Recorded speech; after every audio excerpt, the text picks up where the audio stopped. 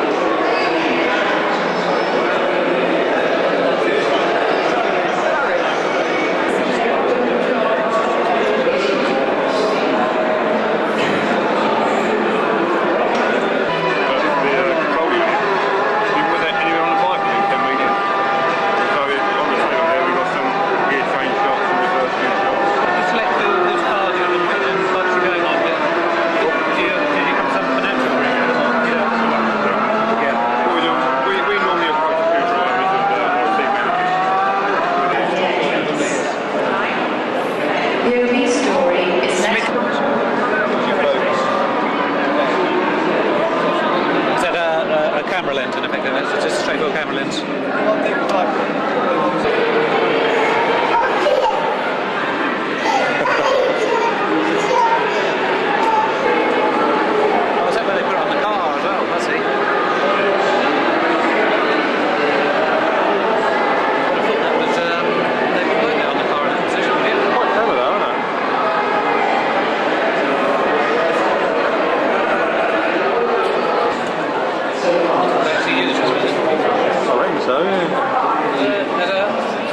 Well, it's a set, isn't it? Yeah.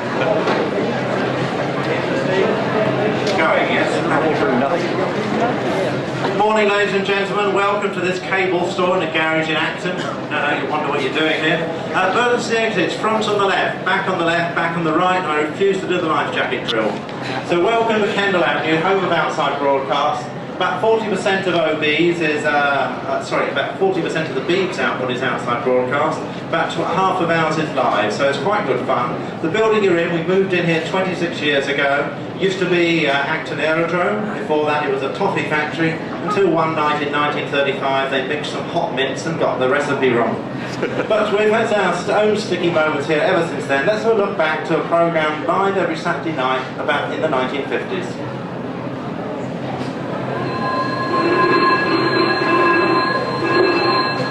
Outside broadcast. We're starting now.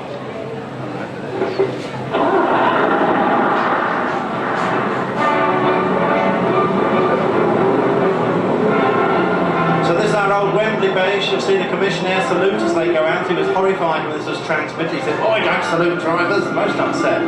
These are actually all charging down a cul-de-sac. They're going to slam the brakes on in a minute. But pictorially it was better, so television hasn't changed. Now let's have a look now at the programmes that OBs do today. Sport accounts for 58% of the finished product. Royal weddings are another obvious job for OBs. Songs of praise and other religious programmes take 9% of our work.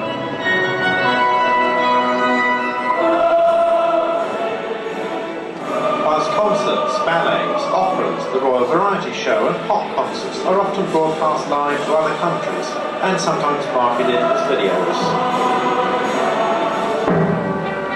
But the range of work is much wider than you might assume. Mastermind visits universities, colleges and museums.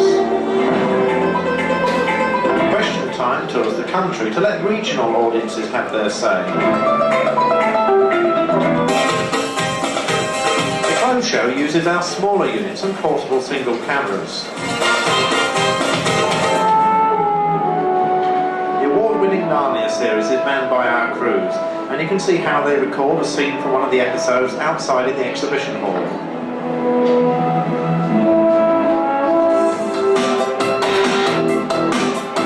And of course, Grange Hill, serviced by one of our 3-camera drama units. We also have to react quickly to events. The recent leadership crisis saw this studio built on Abingdon Green, opposite the Houses of Parliament.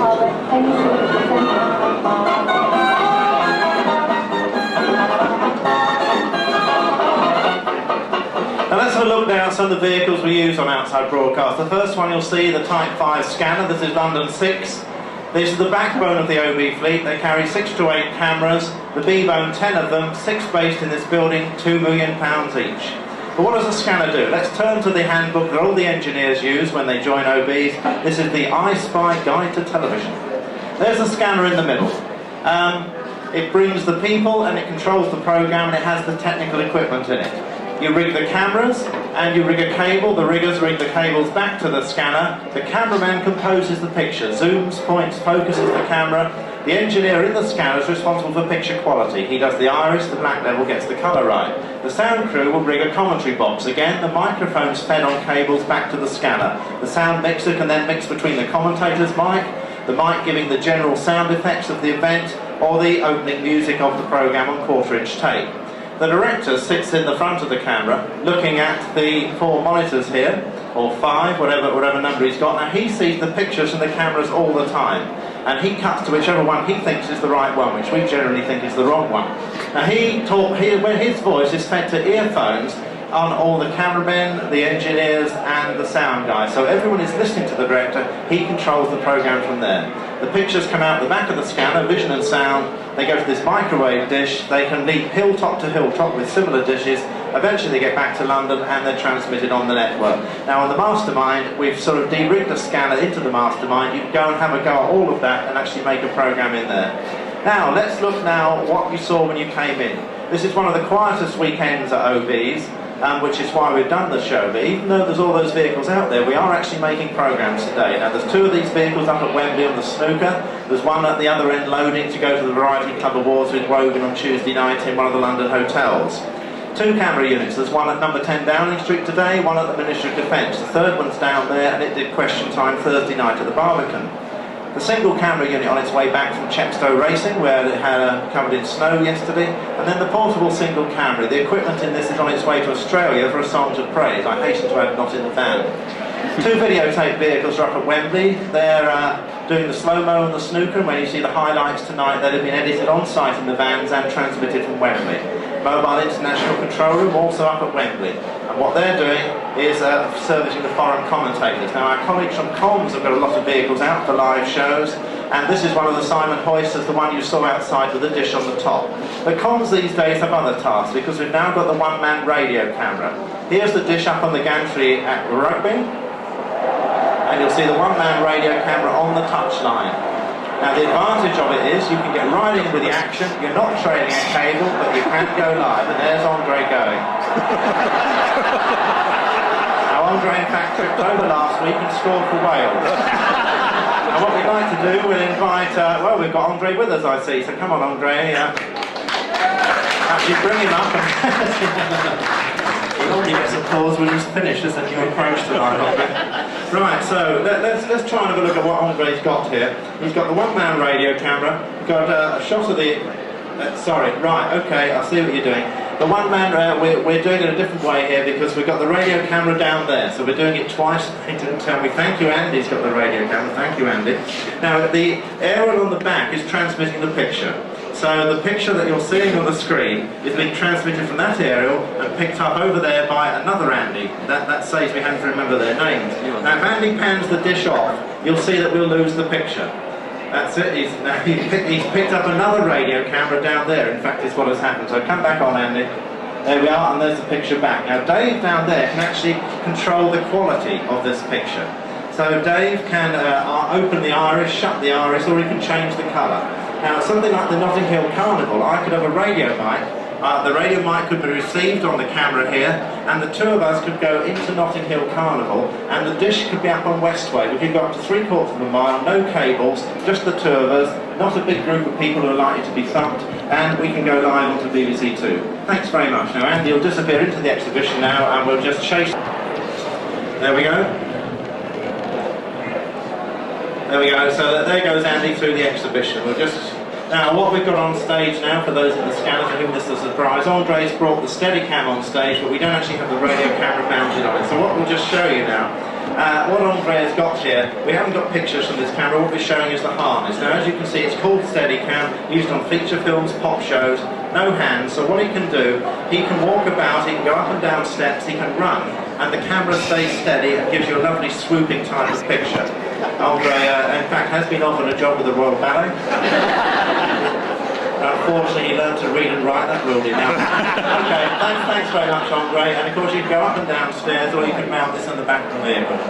Now, what we decided when we were coming along to do this open day was that we can't take you all out to an outside broadcast, so we sent a camera crew along to an OB. We thought we'll go to a typical one you all know, Songs of Praise. Saw one coming up on the 20th of January in Essex, thought nice little church, pub lunch, nice little go out there, have a look. But we were surprised because we ended up at Stansted Airport. The BBC technical team, meet the production team, and a large retinue from Stansted itself. The party moves to the site, led by our 2 engineering managers responsible for planning and lighting. But producer David Kramer is in for a surprise. Right, everybody, this is it. And one of the things we need to discover instantly is how much of this is fixed in position that wasn't here on our last site visit. These barriers are now glued into position. Right, that means a radical rethink of some of the program. The technical team split to discuss the various problems of lighting, sound, scaffolding, and the route to rig the cables. This actually Or this way. So the conductor comes much more to this way. I suggest they're all cabled from out here, so that the kestrel goes in there to sit there to do the procession. And finally, outside to discuss the vehicle parking. Let's see whether there are any questions from anybody. Any questions, anyone? That's it then. A week later, the day of the rig dawns fine.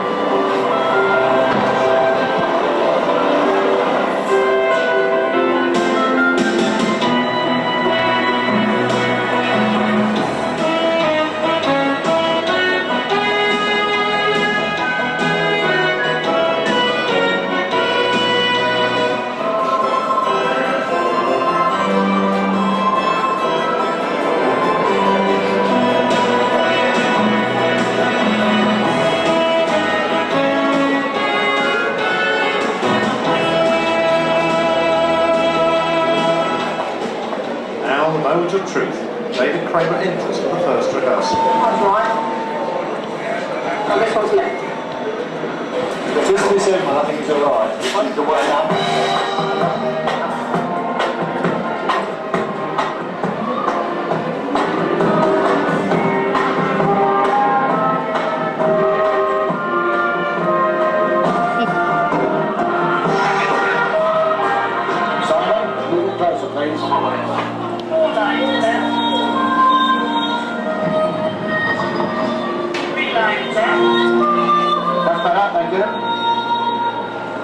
Well, good morning everybody.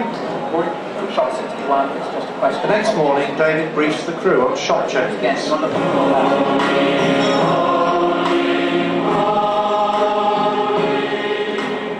Now it's the real thing, and you can see the results at home on a Sunday in the near future.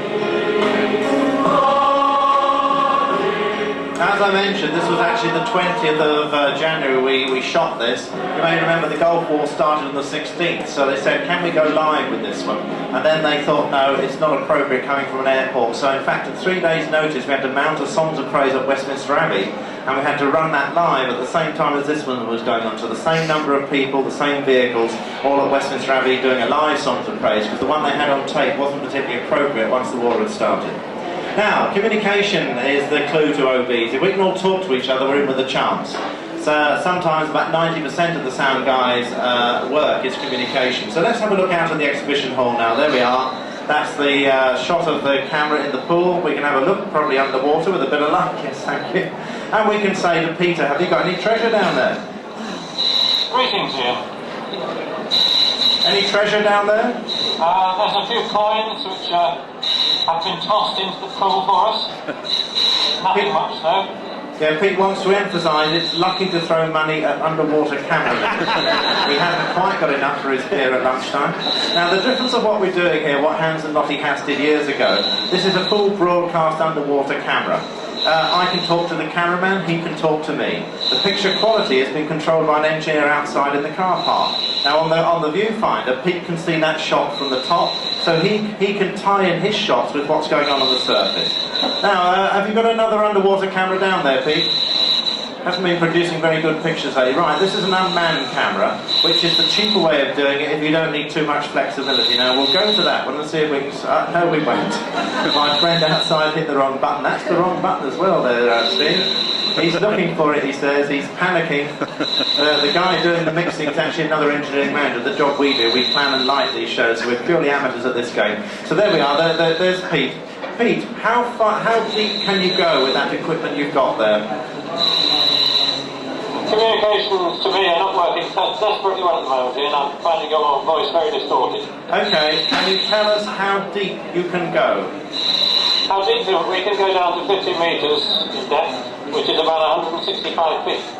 The only problem down there is you need to take a lot of lights with you because it gets very dark.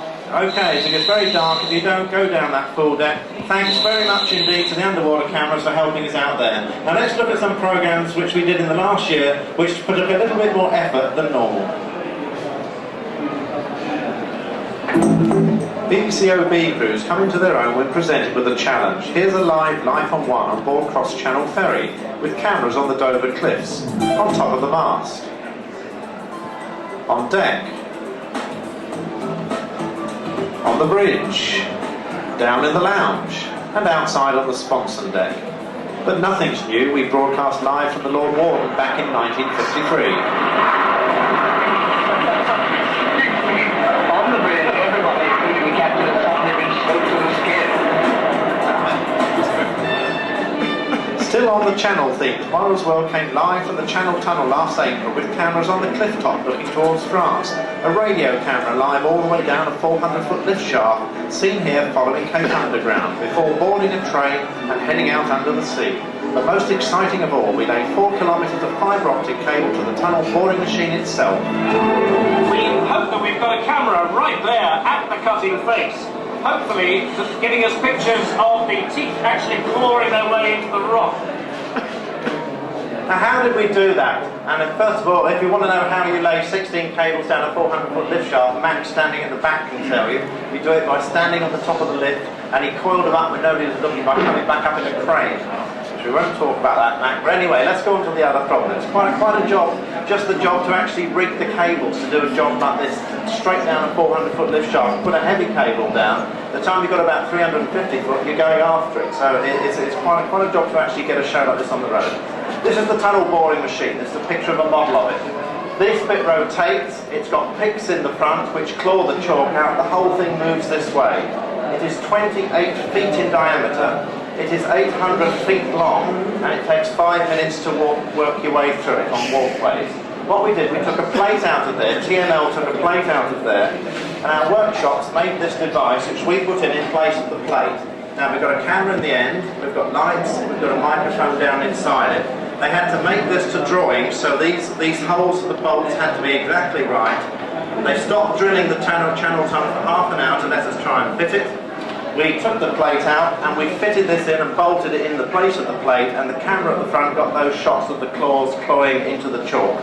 Now that went on air live last April on BBC One, and that was the first time that the driver of the tunnel boring machine had actually seen at the front of his machine what he was doing. And let's look now at another interesting programme you may have caught. Anyone watching television at midnight this Christmas Eve? Watch night service, nice idea. This is the Tornado Air Force Base at Bahrain with one of our OB units. This is uniting them with their families here in Germany, the airmen, and the soldiers' families here in Aldershot. Now you may have been wrapping your presents and spotted this and thought, this is a nice idea, but have you ever thought, how do you get 3 choirs in 3 different countries to all sing together, to all start together, and to all be in synchronization? Now I'll show you what the problem is. If I talk across a satellite link to New York, perhaps to the gentleman in the front row, and I say, good morning sir, can you tell us where you went on holiday last year? Yeah, I went to Florida. Right, now there's the very difficult to do this. You've got to keep going. As long as I don't listen to myself coming back, I can keep talking. Now, when you actually do a transatlantic phone call, what they do is they cut the signal coming back to you. So it takes half a second to get there, half a second to get back. So should you have a girlfriend in New York, and I'm not admitting this for one moment, and you say, darling, do you still love me? Half a second later, that message gets to her, she says yes right away, of course she does, but it takes half a second to get back. By then you're fed up, put the phone down, off to someone else. Now this is the problem we've got here. We've got the choir in Aldershot, and we've got 2 satellite hops to Bahrain. So, the conductor in Aldershot decides we're going to sing the next hymn. He taps his baton. Half a second later, the baton tap is heard in Cyprus. A full 1 second after he taps it, it's heard in Bahrain. The choir there think, that must be us, and they start. God bless you, merry gentlemen. That's why I'm not in a choir. So 1.5 seconds later, the singing gets to Cyprus, and a full 2 seconds later before it gets to Aldershot. So what we've got now, we've got 2 choirs singing the same hymn, but 2 seconds behind each other. So it's a bit like a sea shanty. Now the producer doesn't like this. What we've got to do is delay the pictures and sound from the Aldershot choir by 2 seconds, so they both arrive at the Crystal Palace transmitting mast at the same time, and at home you just hear them singing. Similarly, we have to delay the German choir by 1 second. Now let's see if it works. Remember, this is a live programme with 3 OB units from BBC OB. Bahrain, Germany, Aldershot, all singing together. It's a little bit difficult to get people to do that in one church, isn't it?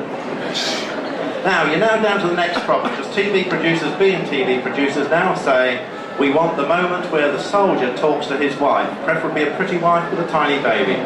So, he says to her, hello darling, how are you this Christmas? And she says something like, the washing machine's packed up, the kids are a pain, and you think, how on earth do we get into this?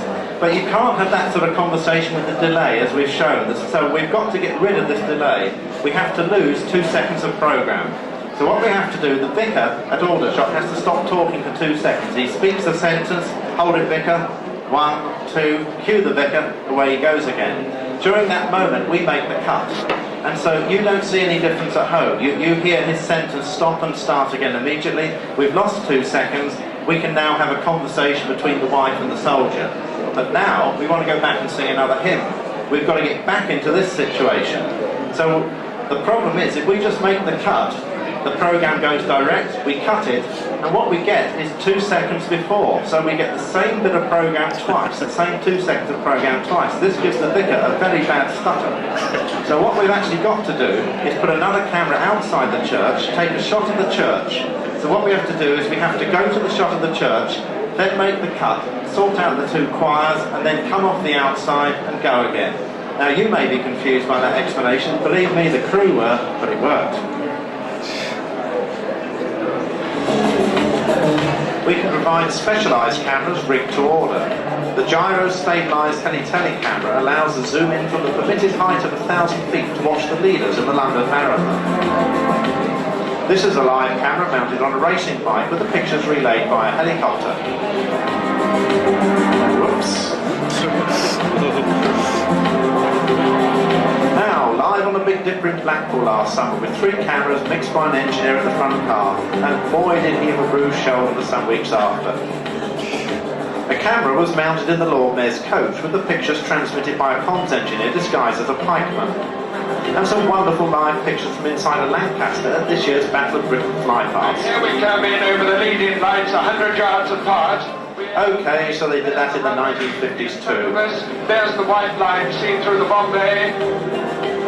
We can also hide cameras for programmes such as the Noel Edmonds Show. Here's Peter Snow as the victim with a kamikaze hire car driver. Now when Noel Edmonds found we were having a group of people in who are interested in television, we do a lot of their work for them, they said, can we have a word with you? Because the problem they've got at the moment with Jeremy Beadle and Candid and all that sort of thing, when something goes on in the street, people now began to think, oh, hang on, this is a Candid camera stuff. And they start looking around for the camera. Now what they want to know is what sort of things you would look for if you genuinely thought you were about to go on Candid camera. Do you have any idea, sir? I mean, where would you think they might hide the camera? Yes, another vehicle, a transit often with a grill or a sort of darkened window, something like that. Now, sir, let's try you first, sir. You get any ideas? I mean, they sometimes put them in pillar boxes. Whenever you see a pillar box walking down the street, this is suspicious. Now, we've actually got a man with a camera here, so he's obviously an expert. What sort of place would you hide your camera? Well, right in the microphone's a pretty good place. In the microphone? Yeah, it's a good place there. Okay. You got it. It's very rarely they get it. There are. The camera's actually inside the microphone. Now, the Peter Snow one, it was actually taped with gaffer tape on top of the windscreen. So, we'll just have a look now. Yes, another vehicle, a transit often with a grill or a sort of darkened window, something like that. Now, sir, let's try you first, sir. You get any ideas? And they sometimes put them in pillar boxes. Whenever you see a pillar box walking down the street, this is suspicious. Now, there we are, a little bit of fun there, just to give you some idea of what goes on. Now, just before you go, we'll just very briefly about the future. Stereo television is coming along. About half of BBC One and BBC Two will be in stereo tonight. Most of our programmes from here are done in stereo, and it'll go full stereo from the autumn. Now, the other thing coming on is high-definition television. If you look at this picture of this here, this is a picture of the exhibition. In fact, this is the Steadicam being demonstrated. And this is a conventional camera. Now, up in the white area, you can just about see the lines that make up the picture. That's 625 lines, the sort of thing you see in your telly at home. Let's look at high-definition television. There we are, there's a high-definition shot looking down the scanner hall. You can't see any of the lines. There's 4 times as much information, so it's 4 times as sharp as the other cameras. You see more detail in the people. Obviously the way we're doing it here is not wonderful quality. And also you see the shape of the picture is different. So the shape of the old picture was the shape of the screen. The new high definition will come more the sort of shape that you get on a cinema screen. So that's a high definition camera at the far end of the exhibition. They do exist. We had 7 of them from OBs at Royal Festival Hall doing a Mahler concert on Wednesday. It'll be transmitted normally, but in fact it's starting to build a stock of high definition programmes. So there we are, that's what's coming along in the future. Go back to the ordinary picture now. It just remains me to say thanks to the crew who stuck this programme together for you. Generally it produces time, we didn't realise what we were up to. And thanks very much to Morgan who lent us the screen. We'll end now because we're overrunning, so we'll just say goodbye to you. We hope you enjoy the rest of the exhibition, and we hope we've made a little bit clearer what we do here at Outside Broadcast. Thank you very much.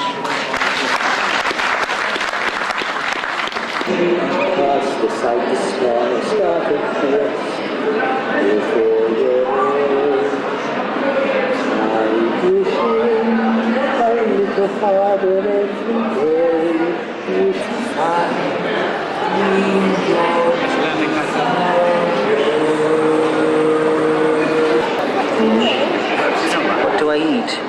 I eat sand. I know that sounds very dry and crunchy. Excuse me. Cheese?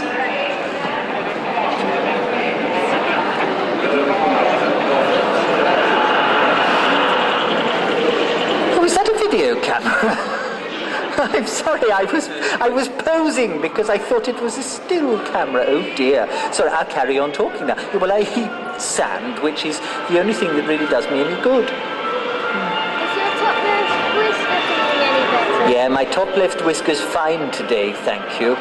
Yes, it hasn't had a restless night for quite a long time. Yes, you've got a nice smile.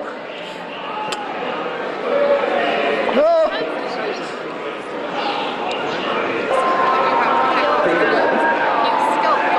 Shape that you mentioned, then you take another card, so you've got the negative card, one of the real nerves, one of the new shape nerves, and you fill it with the third. One on top of the other, you cook it basically, and this is what comes out. Unfortunately, somebody has to work on it. So you can...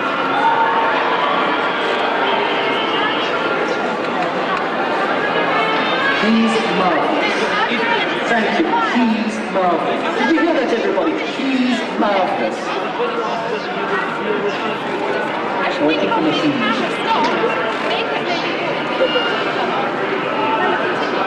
Definitely. Thank you.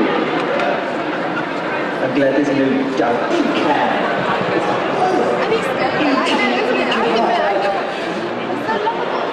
So did I just. It can be a bit of a stretch sometimes. Do you want to shake hands as well?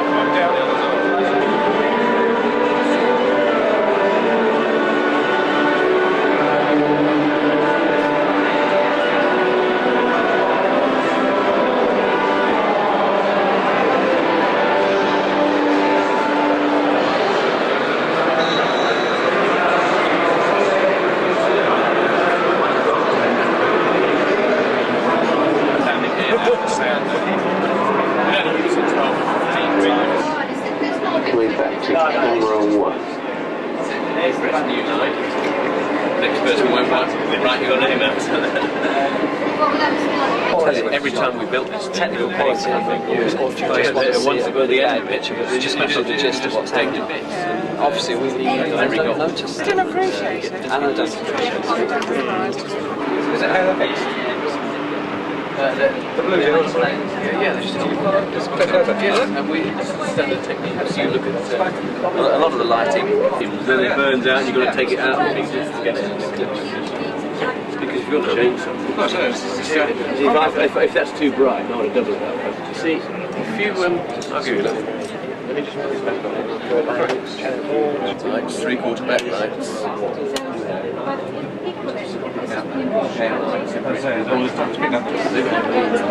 It would be a hell of a and they're too bright, we don't need it.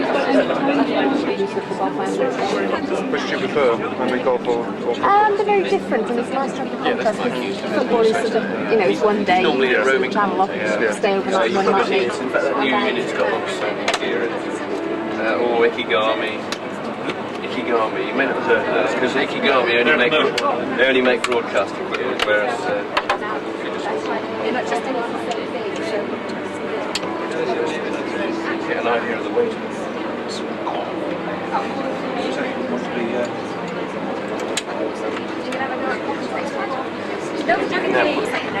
It's quite interesting.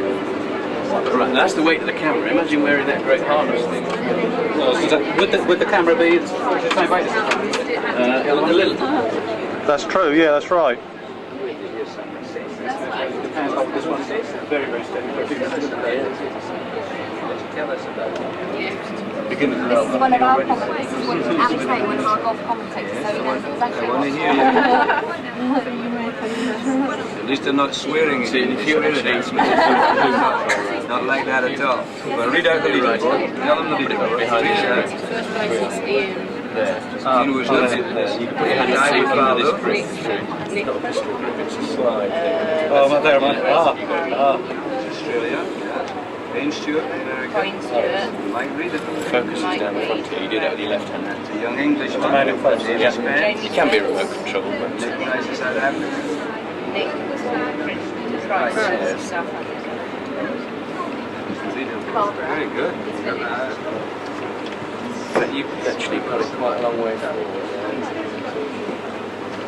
That's what you call a tripod pin. Well, that's right. No, that's camera 5. The cameras are all numbered. And there's a camera, that guy up, well, this guy, well, you've got to recognize the course. That's what you paid for. That's that's the 12th hole at St Andrews.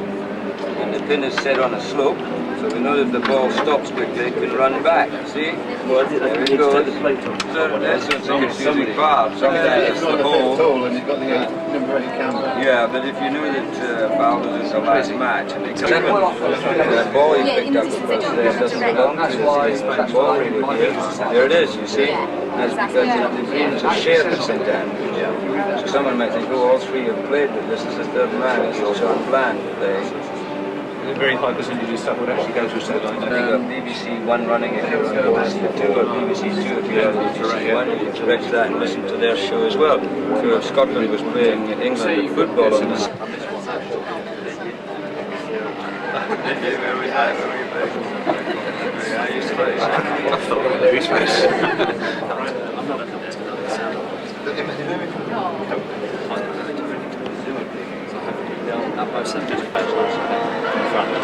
Until I run out of battery power. To edit those tapes, you used to cut the tape. Splice it? Yeah. All editing now is done electronically. Yeah. What do you use to join it with again? Just to Sellotape check them? Yes. What sort of sellotape? Yeah. Then you both. What's running here? Well, it's just a bit of tennis. It's out, yes. Make it go really slow. That's in fact that's stop. But you can make it go. What's the ball? How slow it's going. So I was thought about there might be a good point to start. So if you press variable, it plays the That controls the speed of the ball, like the slow motion. It's too slow. Now. Don't press. You only press X's and then the shot that would replay. Right. So basically, what we're looking for here is, as the girl serves, you mark the event as a cue. So you press the yellow button like that.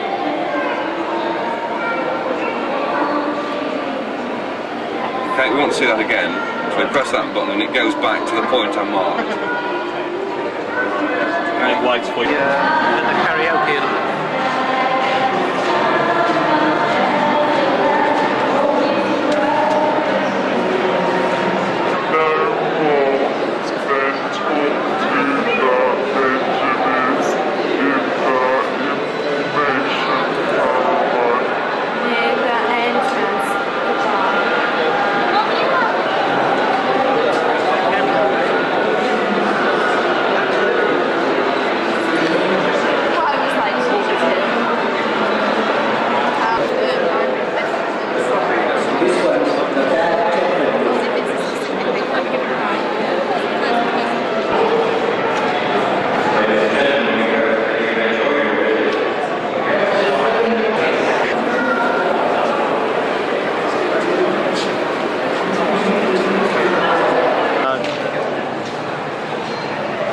yours.